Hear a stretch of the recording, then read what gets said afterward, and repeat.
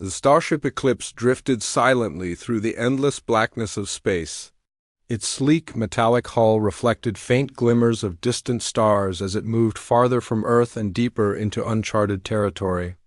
The crew on board was small, but highly skilled, each member chosen for their expertise in navigating the unknown. Among them was Captain Ryan Dawson, a calm and steady leader who had spent years commanding missions across the galaxy.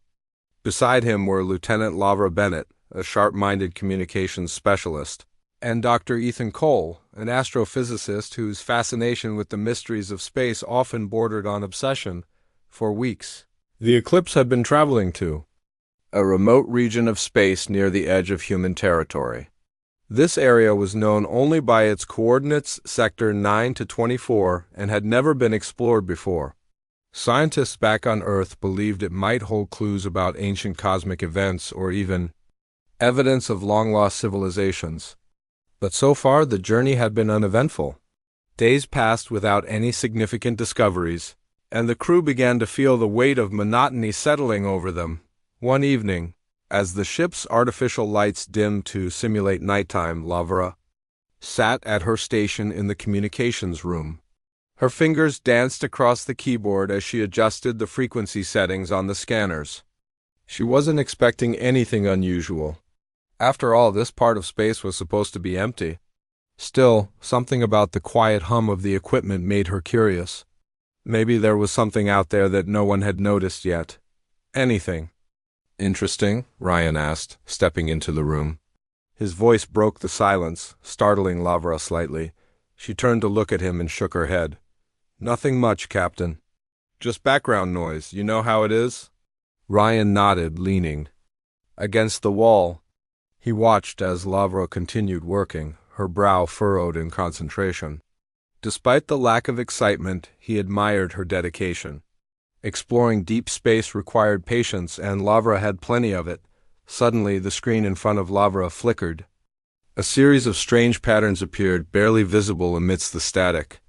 At first, she thought it was interference caused by solar winds or some other natural phenomenon.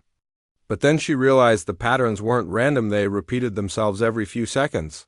Almost like a code, Captain, Lavra said, her tone suddenly serious. I think I've got something. Ryan straightened up and walked closer to her station. What is it? It's hard to explain, Lavra replied, tapping rapidly on the keyboard. There's a signal coming from somewhere nearby. It's faint, but it's definitely not random, Ryan frowned. Could it be a malfunction in our equipment? No, I don't think so, Lavra answered. It's too consistent. And look here. She pointed to a section of the screen where the repeating pattern was highlighted. This part looks familiar. It reminds me of old Earth communication protocols. Ryan leaned in, studying the display. Old protocols? Are you saying this could be a message from humans? Maybe, Lavra said hesitantly. Or maybe it's just something mimicking those signals. Either way, it's worth investigating. Dr. Ethan Cole entered the room just as Lavra finished. Speaking, his eyes widened when he saw the data on the screen. Is that what I think it is? He asked, his voice tinged with excitement. We're not sure yet, Ryan admitted, but we need to figure it out quickly. If this is real, we could be looking at the discovery of the century. Over the next several hours, the crew worked tirelessly to analyze the signal. Lavra focused on decoding the patterns, while Ethan used the ship's telescopes to pinpoint its origin. Eventually, they traced it to a planet orbiting a nearby star, a world shrouded in thick clouds that obscured its surface from view. There's definitely something down there, Ethan said, showing Ryan the latest scans. The atmosphere is dense and the magnetic field is incredibly strong. Whatever's sending this signal must be powerful enough to punch through all that interference. Ryan crossed his arms, deep in thought. Do we know if it's intelligent? Or could it just be some kind of natural occurrence? It's hard to say, Ethan admitted. But given the complexity of the signal, I'd lean toward intelligence. The question is, whose? Lavra chimed in, her expression cautious. We should proceed carefully, Captain. We don't know what or who we're dealing with, Ryan nodded. Agreed. But we also can't ignore this. If there's even a chance this is a sign of life, we have a responsibility to respond. After a brief discussion, the crew decided to send a simple reply signal. Using the same frequencies and patterns they had detected, they crafted a short message designed to convey peace and curiosity. Once everything was ready, Ryan gave the order to transmit dot as the signal left the ship. A tense silence filled the room. Everyone held their breath, waiting for a response. Minutes ticked by, then an hour, but nothing happened. Disappointment began to creep in. I guess we scared them off, LeVar joked weakly, trying to lighten the mood. But just as Ryan was about to call it a night, the ship's sensors went haywire. Alarms blared throughout the vessel, startling the crew. On the main monitor, a massive energy spike appeared, originating from the mysterious planet below. "What's going on?" Ryan demanded, rushing to the helm. "It's coming from the planet," Ethan exclaimed, his face pale. "Something big just activated down there." Before anyone could react, the ship's engine sputtered and died. Lights flickered, and the hum of machinery faded into eerie silence. Panic spread among the crew as they struggled to regain control of the eclipse. Outside the windows, streaks of light shot upward from the planet's surface, growing larger and brighter with each passing second. "They're heading straight for us," Lavra shouted, her voice trembling. Ryan gripped the edge of the console, his mind racing. Whatever they had awakened, it was fast and it was angry. "Brace yourselves," he yelled, moments before the first impact rocked the ship. Metal groaned under the strain, and sparks flew from overloaded circuits. Through the chaos, one thing became painfully clear. Humanity's accidental message had triggered something far beyond their understanding. As the crew scrambled to survive, questions swirled in their minds. What had they unleashed? And more importantly, would they live long enough to find out? The eclipse drifted helplessly, surrounded by hostile forces closing in from all sides. For the first time in his career, Ryan felt truly afraid, not just for himself, but for the fate of everyone back on Earth. Little did he know, this was only the beginning of a nightmare that would soon engulf the entire human race. The distress call from the eclipse reached Earth Command in less than an hour, thanks to advanced relay systems designed for emergencies. The message was brief and fragmented, filled with static and panicked voices. But one thing was clear. The crew of the Eclipse had encountered something dangerous, something beyond their ability to handle alone. General Matthew Hayes, a grizzled veteran of interstellar conflicts, listened intently as the transmission played in the command center. His face grew darker with each word. "They're under attack," he muttered, leaning forward in his chair. "And whatever it is, it's coming from that planet." Beside him, President Rebecca Lane sat quietly, her hands clasped tightly together. She wasn't a soldier, but she understood the gravity of the situation. If the Eclipse had stumbled upon a hostile alien force, humanity might face its greatest threat yet. The thought sent a chill down her spine. "We need to act fast," Matthew said, turning to the room full of officers and advisors. "If we don't respond immediately, we could lose the entire crew and possibly more if this spreads." Admiral Clara Monroe, commander of humanity's battle fleet, stepped forward. Her presence commanded respect. Tall and confident, with sharp features and piercing eyes, she was known for her strategic brilliance and unwavering determination. She had led countless missions into hostile territory, always emerging victorious. This time, however, the stakes were higher than ever before. "I'll mobilize the fleet," Clara announced firmly. "Every available ship will head to Sector 9 to 24. We can't afford delays." Matthew nodded in agreement. "Good, and I want reconnaissance drones deployed ahead of the fleet. We need to know what we're dealing with before we engage." Within hours, humanity's entire battle fleet was assembled. Hundreds of ships, destroyers, carriers, cruisers, and fighters formed a massive armada that stretched across space. It was the largest gathering of military power Earth had ever seen, a testament to humanity's resolve to protect itself at all costs. As the fleet moved toward the mysterious planet, designated DX-347, tension hung heavy in the air.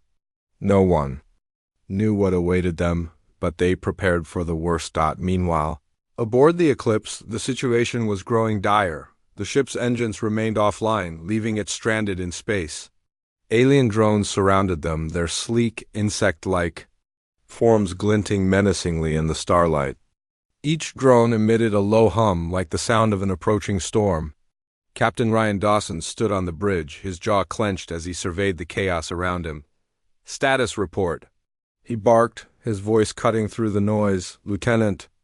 Lavra Bennett glanced up from her console, her face pale but determined. "Shields are holding for now, but we've lost primary power. Life support is running on backup systems and weapons are offline." Dr. Ethan Cole added grimly, "Those drones are scanning us.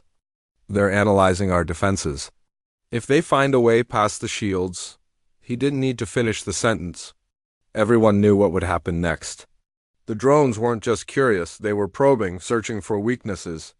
Once they found one, the Eclipse wouldn't stand a chance. Ryan turned to his communications officer.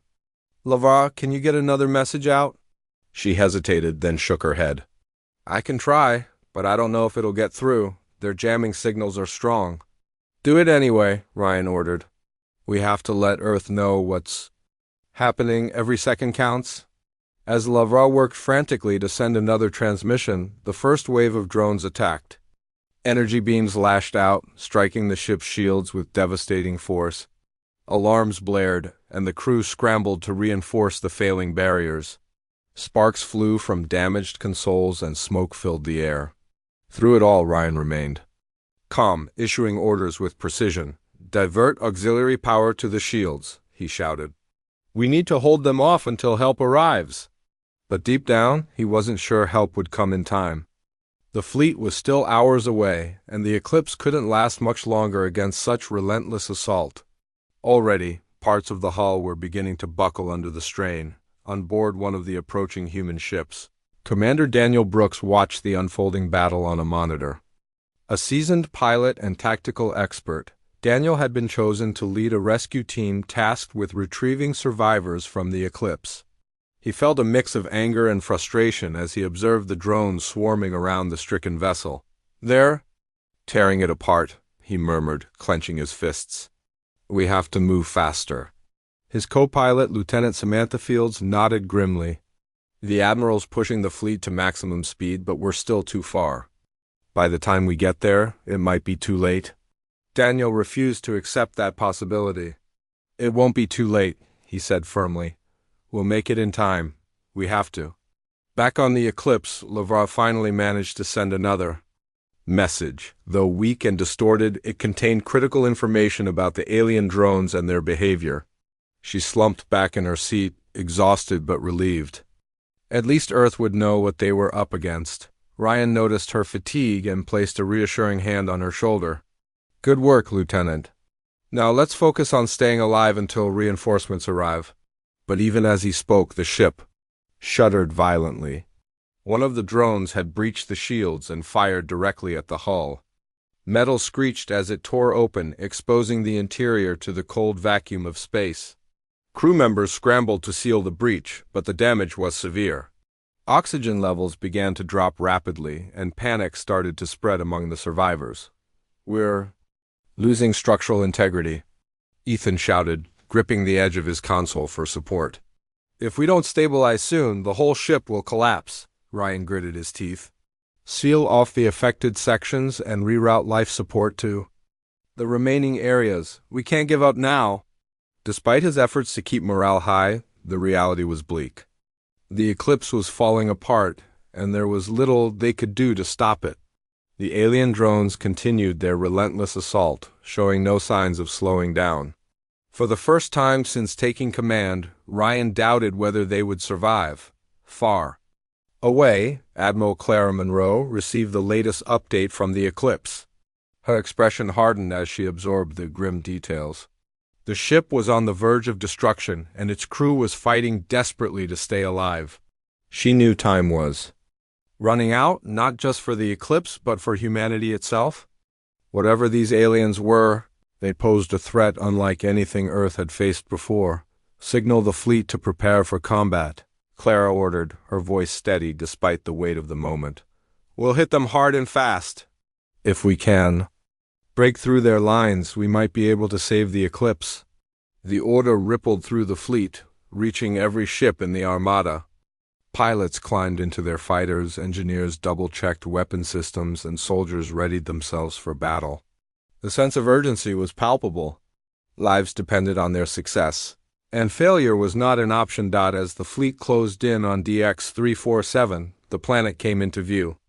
Swirling storms of plasma dominated its skies, casting eerie shadows across its surface. Scans revealed sprawling hive-like structures covering vast areas teeming with activity. Biomechanical creatures roamed freely, their movements synchronized, as if controlled by a single mind. It was a sight both fascinating and terrifying, a world built for war. Clara studied the images on her screen, her thoughts racing. "This isn't just a planet," she said aloud. "It's a fortress. And those drones are only the beginning." Daniel Brooks echoed her concerns as he led his squadron closer to the fray. "Whatever's down there, it's organized. Smart. We'll need to be smarter if we want to win." The first shots were fired as the fleet entered range. Human ships unleashed barrages of energy fire, targeting the swarm of drones surrounding the eclipse. Explosions lit up the darkness of space, scattering debris in every direction. The aliens retaliated instantly, their weapons precise and deadly. Ships on both sides took heavy damage, and the cost of the engagement quickly became apparent. Through the chaos, Daniel spotted a gap in the enemy lines. "This is our chance," he yelled into his communicator. "Follow me." With his squadron trailing behind, he dove toward the eclipse, weaving between bursts of enemy fire. The rescue mission was underway, and though the odds were stacked against them, hope burned brightly in their hearts.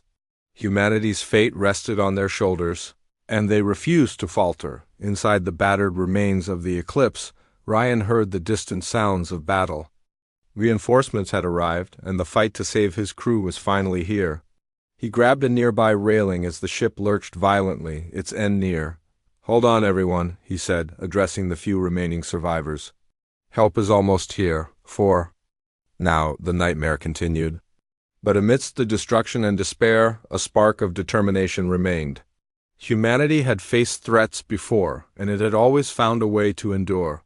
This time would be no different. The battle raged on as Admiral Clara Monroe's fleet pushed deeper into the chaos surrounding DX-347. Explosions lit up the darkness of space, painting the void with flashes of light and plumes of debris. Human fighters darted between enemy drones, their movements sharp and calculated. Energy beams crisscrossed the battlefield, leaving trails of destruction in their wake. Despite the ferocity of the attack, the alien forces showed no signs of retreating. If anything, they seemed to grow stronger with each passing moment. Commander Daniel Brooks led his squadron through the heart of the conflict, his fighter weaving expertly between enemy fire. His helmet visor displayed a constant stream of data enemy positions, shield levels, and damage reports, but he relied more on instinct than technology. Years of combat experience had taught him to trust his gut, and right now it was screaming at him to act fast. "We're almost there," Daniel shouted into his communicator, his voice tense but focused. "Stay close and keep formation." Behind him, Lieutenant Samantha Fields and the rest of his team followed closely, their fighters firing nonstop at the swarms of biomechanical drones. The aliens were relentless, their sleek, insect-like forms darting unpredictably as they launched. Wave after wave of attacks. Each drone was small but deadly, equipped with weapons capable of piercing even the strongest shields. As they approached the eclipse, Daniel could see the extent of the damage. The once proud starship was battered and broken, its hull scorched and cracked. Parts of it floated aimlessly in space, torn away by the relentless assault. Fires burned inside exposed sections, casting an eerie orange glow against the blackness. It was a miracle anyone was still alive aboard the ship. "Hold on, Eclipse," Daniel muttered under his breath. "We're coming for you." Inside the crippled vessel, Captain Ryan Dawson fought to maintain control. The crew was down to just a handful of survivors, huddled together in what remained of the bridge. Life support systems were failing, and oxygen levels were dropping rapidly.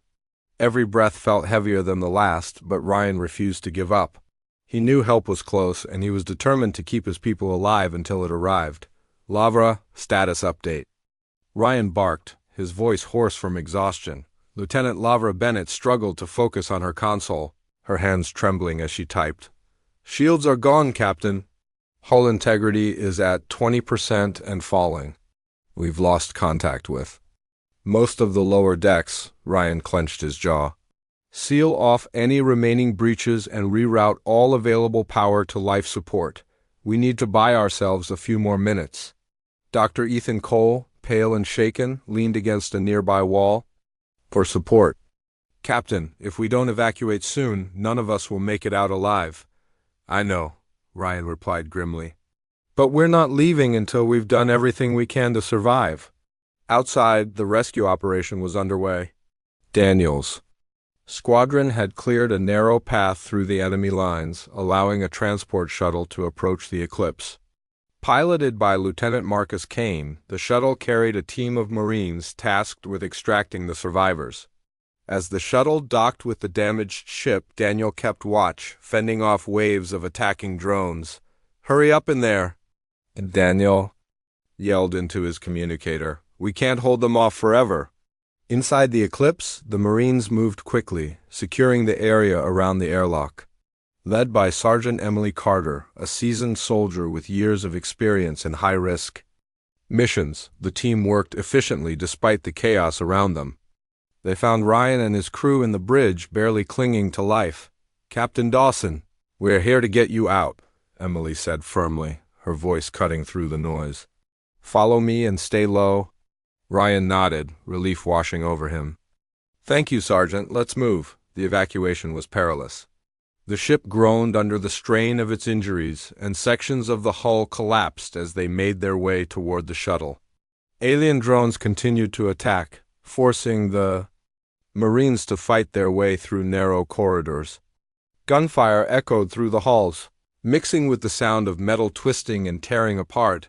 One of the Marines fell during the retreat, struck by an energy beam from a drone that had slipped past their defenses. Emily hesitated for a split second, torn between helping her fallen comrade and completing the mission. But she knew there was no time to stop. With a heavy heart, she ordered the others to press on. By the time they reached the shuttle, the Eclipse was on the verge of total collapse. Flames engulfed the interior, and the air was thick with smoke. Ryan and his crew scrambled aboard, coughing and gasping for breath. As the shuttle detached from the doomed ship, the Eclipse finally succumbed to its wounds, breaking apart in a fiery explosion that illuminated the battlefield. Daniel watched the destruction from his fighter, his chest tightening with emotion. He hadn't known the crew personally, but he understood the weight of what had been lost. The Eclipse wasn't just a ship, it was a symbol of humanity's courage and determination to explore the unknown. Its loss was a blow to everyone involved. Back aboard the flagship Invincible, Admiral Clara Monroe received confirmation that the survivors had been rescued. She allowed herself a brief moment of relief before turning her attention back to the larger threat. The alien forces were still active, and DX-347 loomed ominously in the distance. Whatever these creatures were, they weren't going to stop simply because one ship had been destroyed. Bring the survivors to Medical Bay immediately, Clara ordered. And prepare a full debriefing. I want to know everything they observed about those drones and the planet itself. Hours later, Ryan Dawson sat in a dimly lit room aboard the Invincible, recounting the events leading up to the attack. Across from him were General Matthew Hayes and Dr. Ethan Cole, both listening intently as he described the mysterious signal and its aftermath. The mood was somber, weighed down by the knowledge that their actions might have triggered this disaster. It wasn't random, Ethan said quietly, breaking the silence. That signal, it wasn't just a message, it was a trigger. A call to arms, Matthew frowned. You think they interpreted our response as a declaration of war? Ethan nodded. It's possible. From what I saw, this species isn't like anything we've encountered before. Their technology is advanced, but it's also organic. They seem to operate as a single entity, driven by instincts we can't fully understand. Clara entered the room, her expression grave. Whatever they are, we need to neutralize them before they spread beyond this planet. Earth Command has authorized the use of experimental EMP weapons to disrupt their neural networks. It's our best chance. Ryan looked up, his eyes narrowing. EMP weapons? Are we sure about this? If we disable their systems, we might lose any chance of understanding them or negotiating peace. There's no time for negotiation, Clara replied sharply. They've already attacked us without provocation. We can't afford to hesitate. The discussion continued late into the night, with arguments bouncing back and forth. Some believed the EMP strike was too risky, while others insisted it was the only option. In the end, the decision was made: humanity would launch a coordinated assault on DX 347, targeting the largest hive structure identified by scans. The goal was to cripple the alien network and force them into retreat. As preparations for the final phase of the operation began, Daniel Brooks volunteered to lead the ground team responsible for deploying the EMP device. Though the mission was highly dangerous, he felt a personal responsibility to see it through. Too many lives had been lost already. He couldn't stand by and do nothing. You realize this is suicide, right? Samantha asked him later, her tone tinged with concern. Daniel smiled faintly. Maybe, but someone has to do it. Besides, I didn't come all this way just to turn back now. Samantha shook her head, knowing there was no point in arguing. Just promise me you'll come back in one piece. I'll try, Daniel said, though neither of them truly believed it. The next day, the fleet descended upon DX 347, launching a massive bombardment to weaken the planet's defenses. Human ships fired relentlessly, targeting the swirling storms of plasma that obscured the surface. Slowly, the clouds began to part, revealing the nightmare below. Towering spires of biomechanical material stretched toward the sky, pulsating with energy. Swarms of creatures moved in synchronized patterns, their movements fluid and unnatural. Daniel's team landed near the largest hive structure, their dropship touching down amidst a hail of enemy fire. The ground was jagged and uneven, covered in strange, pulsating growths that seemed alive. As they disembarked, the air crackled with static electricity, making their hair stand on end. This place gives me the creeps, one of the Marines muttered, gripping his weapon tightly. Stay focused, Daniel ordered. We've got a job to do. The team advanced cautiously, navigating through a labyrinth of tunnels carved into the hive. Every step felt heavier than the last, as if the planet itself resisted their presence. Strange noises echoed around them, clicks, hums, and low growls that sent shivers down their spines. At times, they caught glimpses of the creatures that inhabited the hive, their forms shifting and changing as if constantly evolving. Finally, they reached the core chamber where the EMP device needed to be placed. A massive pulsating orb hung suspended in the center of the room, radiating waves of energy. It was the heart of the alien network, the source of their power. Set it up, Daniel Innes. The silence that followed the EMP pulse was both eerie and unsettling. For a moment, it felt as though the entire galaxy had paused to take a breath. On board the flagship Invincible, Admiral Clara Monroe stood on the bridge, staring at the monitors displaying images of DX 347. The once swirling storms of plasma had dissipated, revealing a barren and lifeless landscape beneath. The towering spires of the alien hive now lay dormant, their pulsating glow extinguished.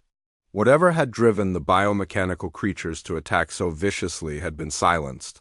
But Clara wasn't celebrating. Her hands rested firmly on the railing in front of her, knuckles white from the tension gripping her body. She knew better than to assume victory not when the stakes were this high. Scan the planet again, she ordered sharply. I want confirmation that the threat is neutralized. Her crew worked quickly, rerouting power to the ship's sensors to analyze the aftermath. Initial readings suggested the EMP had done Its job, the neural networks controlling the alien drones and creatures, appeared to have collapsed entirely. Without those networks, the biomechanical organisms were nothing more than inert shells scattered across the surface of DX-347. "It's over," Lieutenant Marcus Kane reported, his voice tinged with disbelief. "Their systems are completely offline. There's no sign of activity." Clara exhaled slowly, allowing herself a brief moment of relief. "Good work, everyone. Prepare for withdrawal. We've done what we came here to do." Yet, even as the fleet began to regroup, questions lingered in the minds of those who had witnessed the battle firsthand. What exactly had they faced?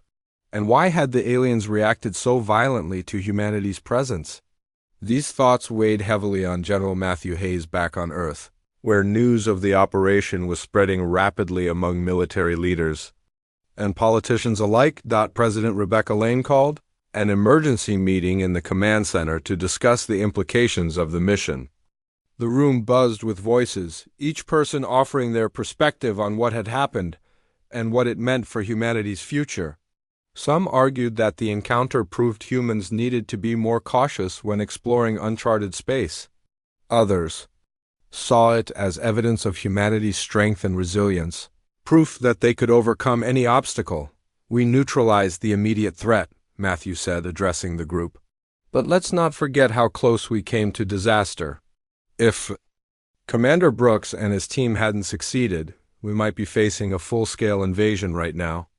Rebecca nodded thoughtfully. "And what about the signal? Was it truly an accident, or did we provoke them intentionally?" "That's the question, isn't it?" Matthew replied. "From what Captain Dawson described, they interpreted our response as aggression. But we'll never know for sure unless we study the planet further." "Study it?" one of the advisors interrupted, incredulous. "After everything that happened? Are you suggesting we send more ships back there?" "No," Matthew answered firmly. "Not anytime soon. But we can't ignore the possibility that there's still something valuable to learn from DX-347. If we don't understand what went wrong, history might repeat itself." The debate continued late into the night, but eventually the decision was made. Humanity would leave DX-344 alone for now. The fleet would return to Earth, carrying the survivors and the data collected during the mission. Scientists would pore over every detail, searching for answers about the mysterious species and the technology they had used. Until then, the Deathworld would remain untouched, its secrets buried beneath layers of dust and silence. Meanwhile, aboard the Invincible, Daniel Brooks sat alone in the mess hall, staring blankly at a cup of coffee he hadn't touched. His mind replayed the events of the past few days, the chaos of the battle, the desperate fight to deploy the MP device, the faces of comrades lost along the way. Though he had survived, the weight of their sacrifice pressed down on him like a physical force. Samantha Fields found him there, slumped in a chair with dark circles under his eyes. She hesitated before sitting down across from him. "You should get some rest," she said gently. "You've earned it." Daniel shook his head, his gaze fixed on the table. "I keep thinking about them, about everyone we left behind." "I know," Samantha replied softly. "We all do. But blaming yourself won't bring them back. They knew the risks when they signed up for this mission." "It doesn't make it easier," Daniel muttered. "Every time I close my eyes, I see it all over again. The creatures, the explosions, the look on their faces when they realized they weren't going to make it." Samantha reached out, placing a hand on his arm. "You saved lives today, Daniel. Not just the ones who made it back to the ship, but everyone on Earth. If you hadn't led that team, we might not have stopped them in time."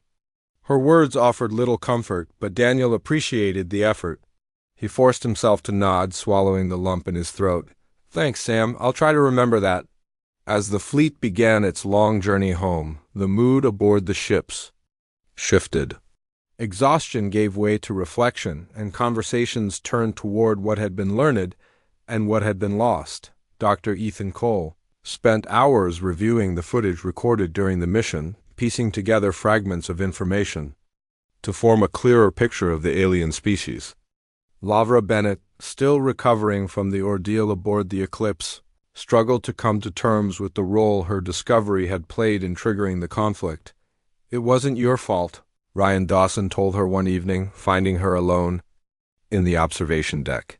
"You were doing your job. None of us could have predicted what would happen." "I know," Lavera whispered, her voice barely audible. "But that doesn't change the fact that people died because of what we did."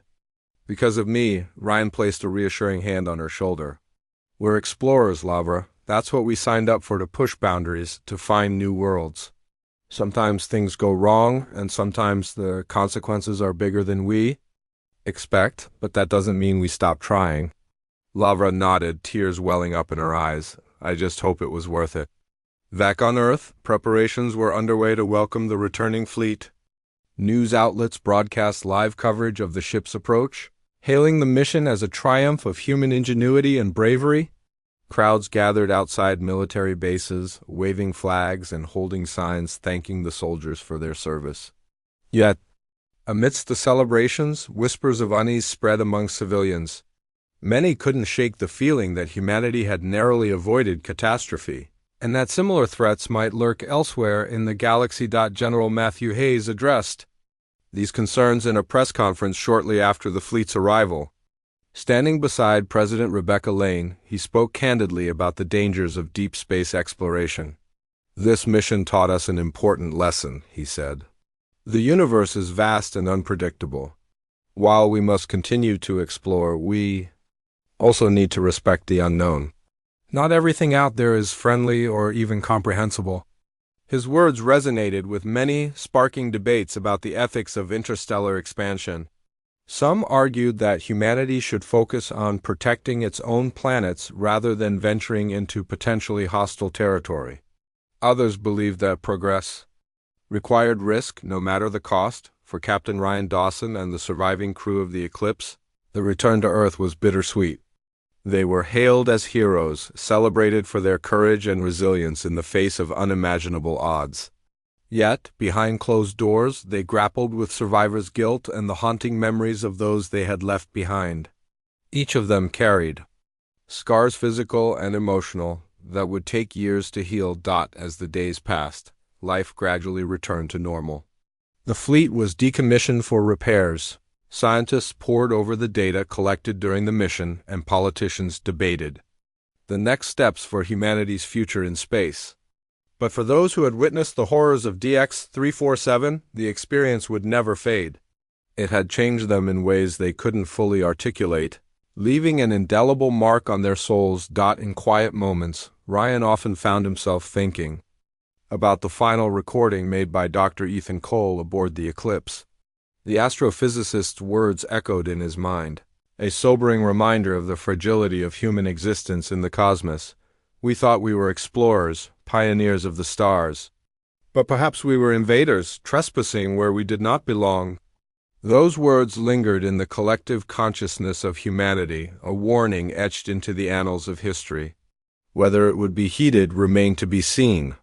For now, the galaxy held its breath, waiting to see if humanity had truly learned its lesson or if curiosity and ambition would once again lead it into the unknown.